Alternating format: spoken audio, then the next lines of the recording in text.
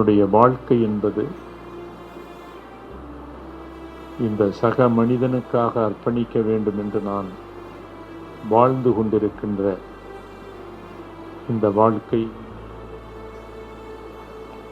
சோதனை மிக்கது, துன்பம் மிக்கது என்று தெரிந்திருந்தும் நான் இதை பின்பற்றுகிறேன் என்றால்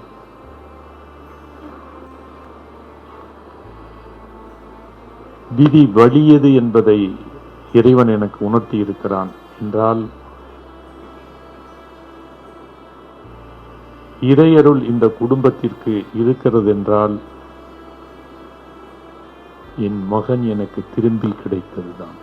அவன் உடல் கிடைக்காமல் போயிருந்தால் வாழ்க்கையின் துக்கத்தில், சோகத்தில் என்ன நடந்திருக்கும் என்றே தெரியாது. ஆகவே இறையருளால் என் மகன் உடல் கிடைத்தது. அப்படி என்றால் இந்த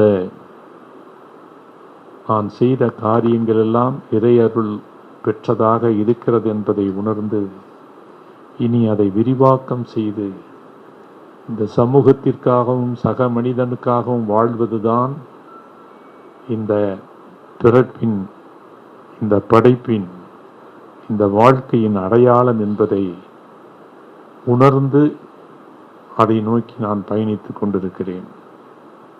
ஆகவே இந்த நினைவேந்தல் நிகழ்ச்சி என் மகனுக்கு நடக்கும் என்று நான்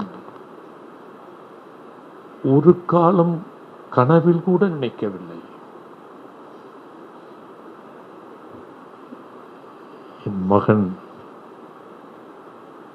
என்னோடு வாழ்ந்து கொண்டிருக்கிறான். என்னுடைய செயலில், சிந்தனையில் ஒவ்வொரு நொடியும் அவனுடைய நினைவாக இந்த சமூகத்திற்கு சேவை செய்ய வேண்டும், சக மனிதனை உருவாக்க வேண்டும் என்ற உணர்வை உந்து சக்தியாக பெற்று அதை நோக்கி நான் பயணிக்கிறேன். அந்த பயணத்திற்கு உங்களை போன்றவர்களுடைய ஆறுதல் எனக்கு மன வலிமையை கொடுத்து கொண்டே இருக்க வேண்டும். உணர்ச்சி வயப்படக்கூடாது என்று என்னை நான் கட்டுப்படுத்தி கொண்டு இந்த நாட்களை கடந்து சென்று கொண்டிருக்கிறேன். வாழ்ந்தவர் கோடி, மறைந்தவர் கோடி, மக்களின் மனதில் நிற்பவர் யார்?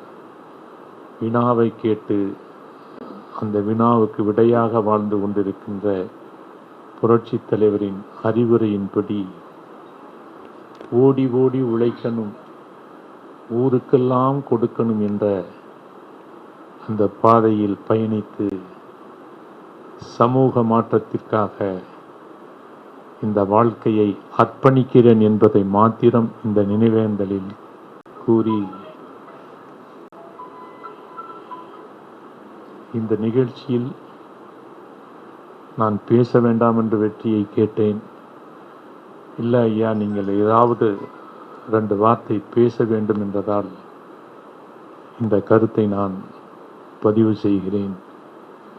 இந்த நினைவேந்தல் நிகழ்ச்சி ஏற்பாடு செய்த வெற்றியும் அவரோடு இணைந்த பல்வேறு அமைப்புகளுக்கும் இந்த நேரத்தில் என்னுடைய